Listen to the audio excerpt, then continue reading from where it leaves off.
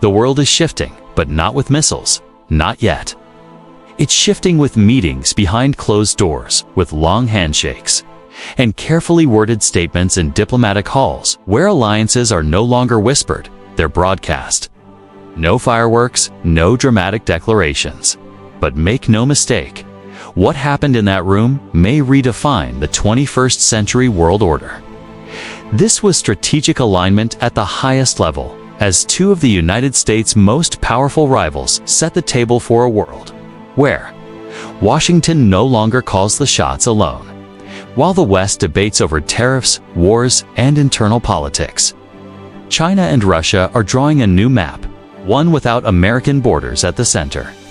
Last week, the foreign ministers of China and Russia, Wang and Sergey Lavrov, met in a quiet but deeply consequential summit. This wasn't just a bilateral check-in.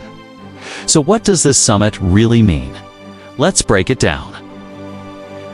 At the core of the summit was one shared goal: weaken U.S. global influence while building a new multipolar system.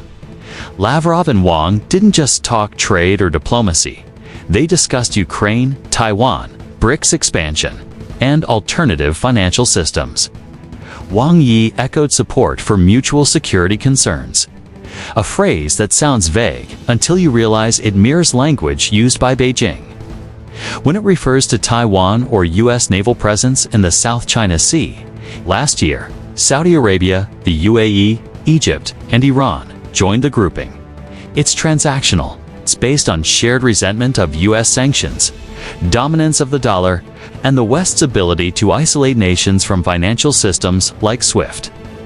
Now there's talk of Indonesia, Turkey, and even Venezuela entering the fold. At the summit, both Lavrov and Wang reaffirmed their commitment to an enlarged BRICS with more strategic depth.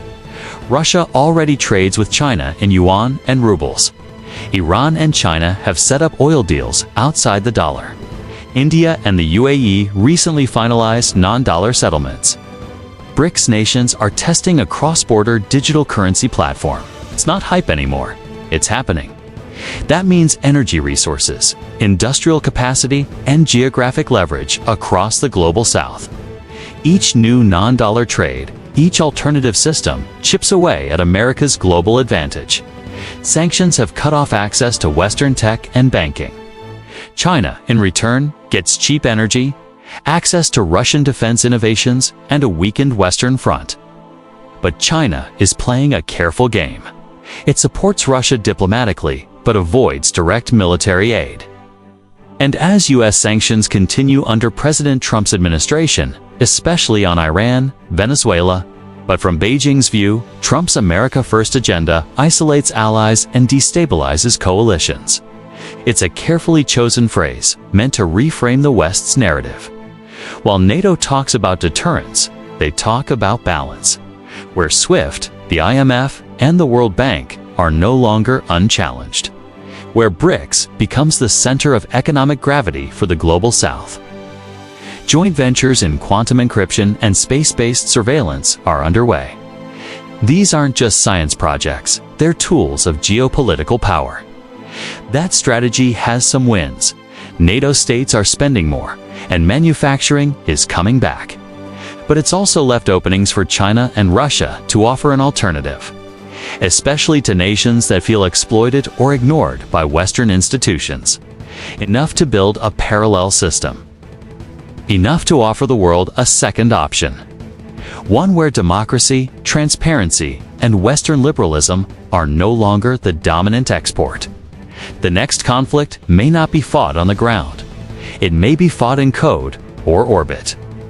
And where military influence isn't dictated by NATO fleets, but by regional alliances, Beijing can manage more quietly.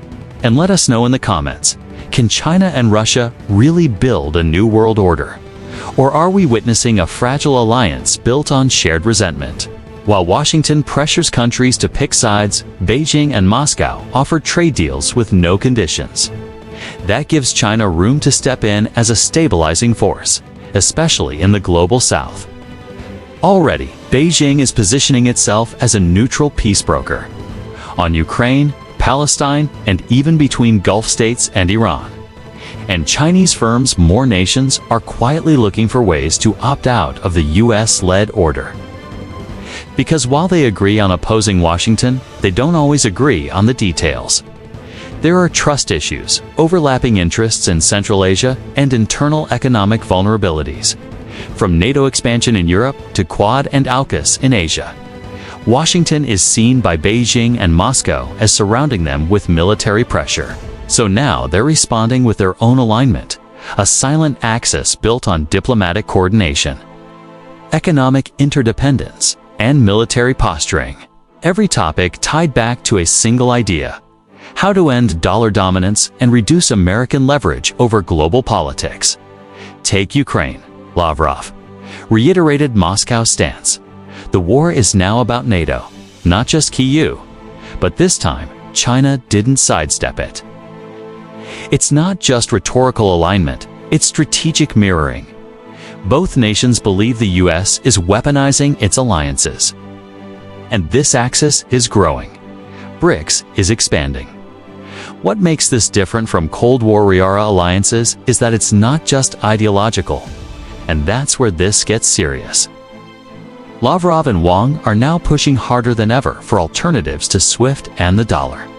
This isn't about collapsing the dollar overnight. It's about bleeding it, slowly and strategically. Meanwhile, China is watching the US election cycle and seeing opportunity. Trump has returned to the White House with promises to end foreign wars and reshape global trade. Lavrov, during the summit, called China and Russia the anchors of global stability. It's a compelling message to many nations tired of being caught in the middle. But the partnership isn't without limits.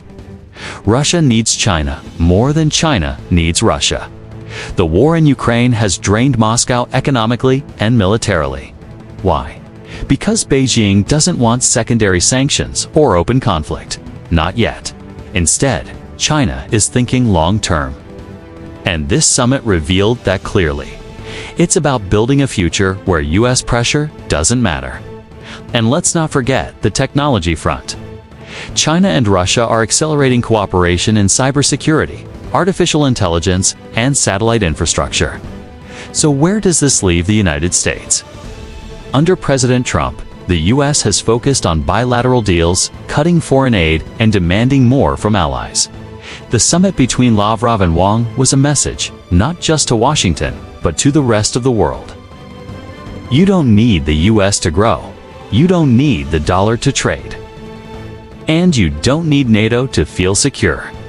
Whether or not this message succeeds depends on two things: how much pressure the US is willing to apply, and how much unity China and Russia can actually maintain. But right now, shared opposition is enough. Enough to hold joint summits. And that's the real shift. For decades, the world had no alternative to the American-led order. Now it does. And that changes everything. Thanks for watching GeoFrontline. If you found this analysis valuable, subscribe for more deep dives into global power, war, and diplomacy. We'll keep watching the front lines so you don't have to.